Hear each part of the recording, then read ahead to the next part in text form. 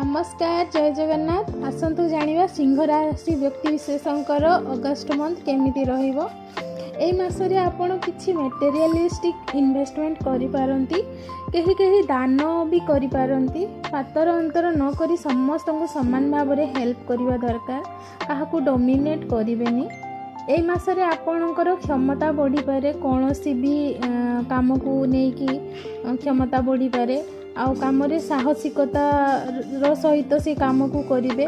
कौन से एक संपर्क रे आपन को सफोकेटेड फील हो पारे, किंबा आपणकर पारिवारिक संपर्क उपरे कहीं कला जादू करि पारंती। सतर्क रहिबार आवश्यकता अछि। ओवरऑल एई मासरे आपन को कर्म क्षेत्र रे एवं पारिवारिक क्षेत्र रे अधिक परिश्रम करबा पई पड़िबो। तो एई भाव में आपन को मासटी बीतिबो। वीडियो भल लगी लाइक शेयर सब्सक्राइब करेंगे। रखुची। नमस्कार जय जगन्नाथ।